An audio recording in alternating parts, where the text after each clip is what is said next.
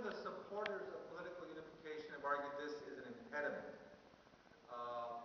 The former president of Argentina, Eduardo Duvalde, wrote a book supporting political unification in Latin America, and even he claimed that geography was an impediment. But this is false. We know this to be a falsehood, because you'll remember from the early 1500s to the 1820s, 1830s, all of Latin America is unified under one government. It's unified under one crown. So geography has not been an impediment to the political unification of the region. And it's to the credit of the Spanish Empire, the Spanish monarchy, that it did for America what it could not do for itself. They ended this, all the warring between the various Indian factions and tribes, and they created a unified state. For 3 centuries, they created a routine, a stable routine for the people of the region.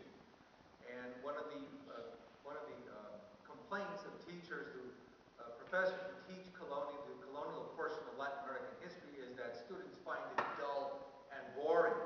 And the reason that it's dull and boring is because it is reasonably free of any major insurrections or foreign invasions.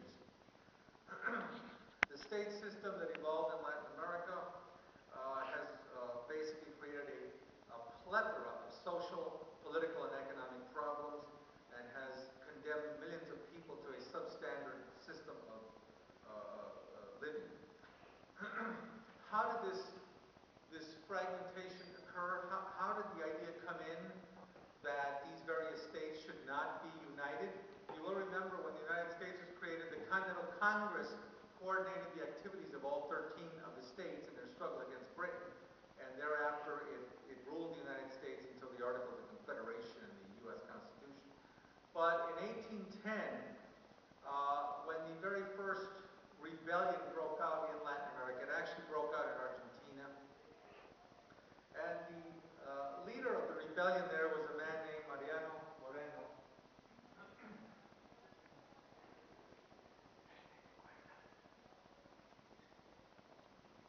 In fact, he claimed it was false. He claimed it was false that union was the political heir of the crown. This, he said, was false. Union was not the political heir of the crown. So again, as I said before, the result is a deformed Latin America that has inherited this menagerie of problems. And so again, these problems that have plagued Latin America came not so much from the Spanish crown, but from the post-independence period that was led by Republicans. Remember, the people that opposed the monarchy favored republics, and they rejected the perfect unity that had been given to them by the crown. Levels of ESL that we have here at MVCC, once the students get to level 4, in their listening and speaking classes, I require students to put on a presentation at the end of the semester, 7 to 10 minutes, and I usually tell my students to select something from their own countries, something from their cultures, because they can talk, intelligently about, what they know, about where they're from.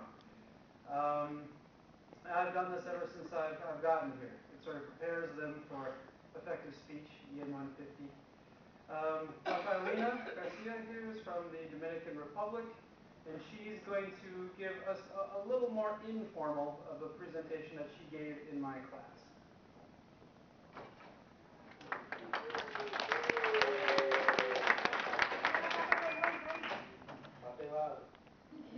Hi, I'm Rafaelina Garcia, and how later on today I'm going to be talking about the Dominican Republic, who has this rich and strong people that have more than like history and culture. The Dominican Republic was discovered by Christopher Columbus during his voyage to find the New World.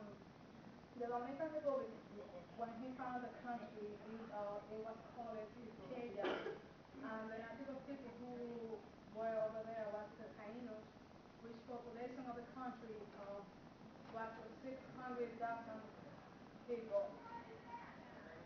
After I say Quisqueya was the name of the island when Christopher Columbus discovered it.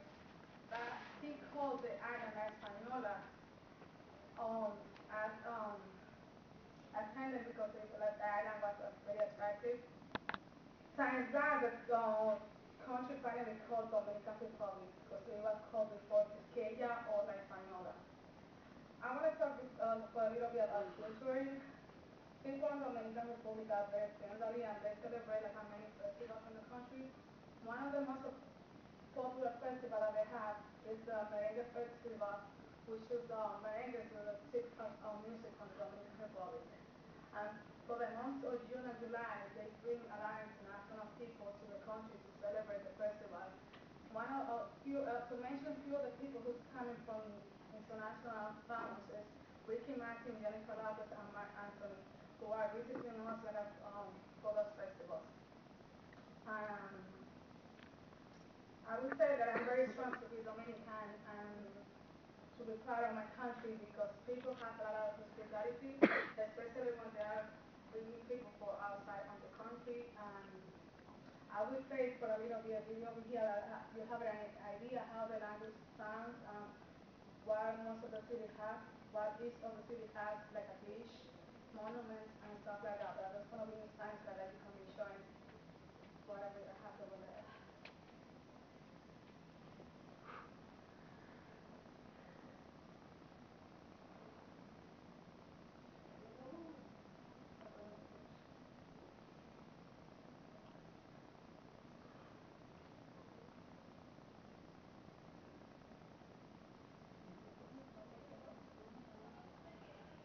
That's not working, but this videos have been made like about 20 years ago. It's gonna pretty much old. That's an idea how people are, what people do.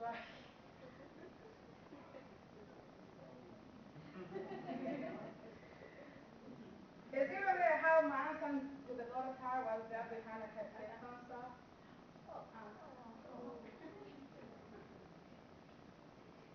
That's some people do over there, how they walk around in the streets So with some basically, people. you just show how friendly is people in your country. Yeah, what for most of what are most important things that the city has, this city is being made like a long time ago.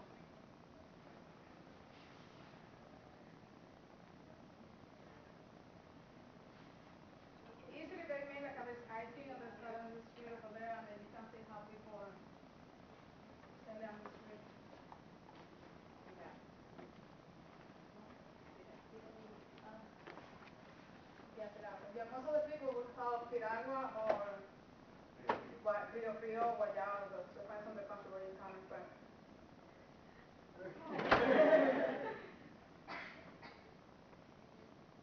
There's the people that just go for have fun to the rivers and stuff like that, and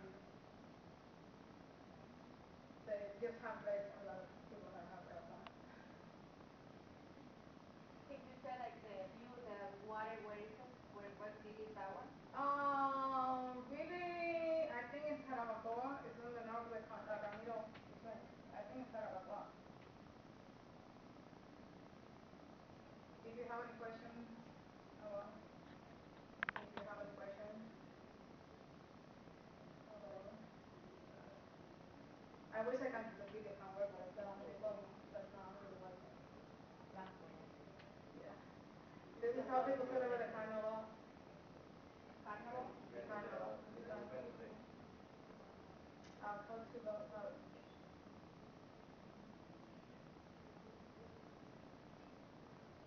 yeah. Usually those motorcycles like the cheapest taxis that they have over there. That's the way how people use like a public transportation over there. Huh? Um, this is from the veganos of Venezuela. This is for many years the horses used to be like a really transportation for country people. Use People use like as a transportation from one city to another like a 60 years ago. Just have fun and the dance and whatever, you know. What? I'm sorry?